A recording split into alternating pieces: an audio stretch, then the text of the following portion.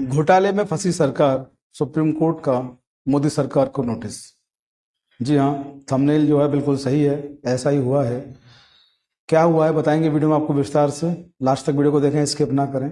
इसके पहले सीजीआई से आपको प्रणाम नमस्कार, क्योंकि सीजीआई श्रीमान डीवाई चंद्रचूड़ साहब सुप्रीम कोर्ट के मुख्य न्यायाधीश हैं और जब से वो सर्वोच्च न्यायालय के न्यायाधीश सर्वोच्च न्यायाधीश बने हैं तब से जो लोगों में एक न्याय के प्रति विश्वास पैदा हुआ है, उसको लेकर उनको जितनी जितनी उनकी तारीफ की जाए उतनी कम है।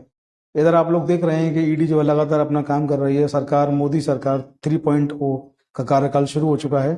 24 जून को पहला सत्र लोकसभा का आना है, 26 जून को स्पीकर का चुनाव होना है। स्पीकर के चुनाव पर भी तमाम तनातनी रस्साकसी चल रही है। विपक्ष की अपनी अलग मांगे, अलग दावे हैं और केंद्र की सरकार के अपने अलग दावे, अपनी अलग मांगे हैं। इधर राहुल गांधी का जो नेतृत्व है वो भी आप लोग देख रहे हैं। इधर दिल्ली में पानी संकट देख रहे हैं आप लोग। पानी को लेकर आरोप प्रत्यारोप भाजपा और आम आदमी पार्टी का आप देख रहे हैं। इसके अलावा आप लोग देख रहे हैं कि अरविंद केजरीवाल की जमानत पर आजकल किस तरीके का मामला चल रहा है, किस तरीके की बहस, किस तरीके के हालात वहां पर चल रहे हैं। इन सब के बीच में एक बहुत जो कॉमन चीज है वो कहीं ना कहीं इस पर रोज बात होती है, लेकिन कहीं ना कहीं वो पीछे छूटती जा रही है। वो है नीट का एग्जाम। नीट का एग्जाम हुआ, सबने देखा। 67 टॉपर आए। 67 लोगों के 720 में तो 720 नंबर आए। बहुत ज़्यादा कहेंगे कि ग्रेस मार्क्स जो दिए गए, अजीबोगरीब स्थिति में ग्रेस मार्क्स दिए गए। सुप्रीम कोर्ट में तमाम जगहों पर रिट पड़ी हुई हैं, तमाम जगहों पर याचिकाएं पड़ी हुई हैं। इन सब को लेकर के काउंसलिंग रोकने की बात जो है कही गई अथॉरिटी के द्वारा। काउंसलिंग रोकने को लेकर के जब याचिका दाखिल की गई तो आज उस पर सुनवाई हुई, कल उस पर सुनवाई हुई 21 तारीख को। और सुनवाई हुई तो सुप्रीम कोर्ट की बेंच ने क्या कहा उससे मैं थोड़ा आपको अपडेट करा देता हूँ। तो सुप्रीम कोर्ट में 20 जून को बात आई कि मामले की सुनवाई जो है वो सीबीआई से करवाई जाए, जिसको सुप्रीम कोर्ट ने मना कर दिया। 8 जुलाई अगली सुनवाई के लिए उन्होंने रखी है और 6 जुलाई से मैं आपको बता दूं कि नीट की काउंसलिंग शुरू होनी है। तो मसला यह आया कि काउंसलिंग को रोका जाए। एनटीए जो संस्था है, नेशनल टेस्टिंग एजेंसी, उसने कहा कि काउंसलिंग को रोका जाए, 6 तारीख से इसकी काउंसलिंग ना हो। लेकिन सुप्रीम कोर्ट ने किसी भी तरीके की रोक लगाने से काउंसलिंग पर मना कर दिया। उन्होंने कहा कि मामले की अगली सुनवाई 8 जून को होगी और हम काउंसलिंग पर किसी भी तरीके की रोक नहीं लगा रहे हैं। अगर ये परीक्षा रद्द करनी है तो वो काउंसलिंग के बाद भी उस परीक्षा को रद्द किया जा सकता है। सुप्रीम कोर्ट ने स्पष्ट किया कि नीट की जो परीक्षा है उसमें जो धांधली हो रही है, उसमें अगर आपको लगता है कि 0.01% भी उसमें कहीं कुछ गलत हुआ है तो आपको उसकी जांच करनी चाहिए। फिर ऐसे आरोपों पे आपको बख्शा नहीं जाएगा। इसको लेकर सुप्रीम कोर्ट ने नेशनल टेस्टिंग एजेंसी एनटीए और केंद्र सरकार को नोटिस भी भेजा, उनसे लिखित में जवाब मांगा।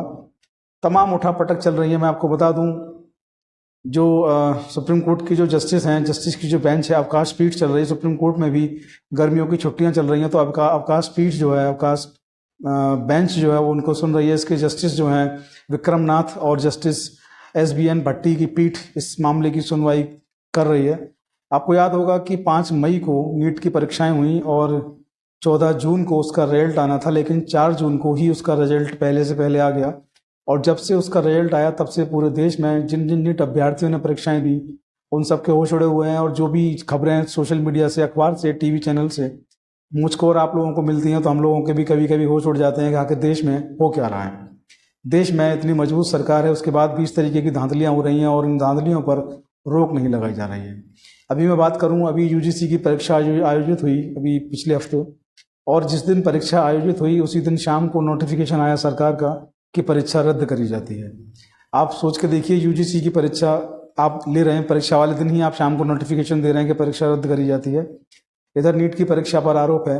तो देश में जो एक तबका है पढ़ा लिखा, जो पढ़ाई लिखाई करके नौकरी करना चाहता है, नौकरी की तैयारी जो बच्चे रात दिन करते हैं, उनके भविष्य से कितना बड़ा खिलवाड़ हो रहा है ये आप सब लोग देख रहे हैं। तो कुल मिलाकर के इस मामले की अगली सुनवाई जो है वो 8 जुलाई को होनी है।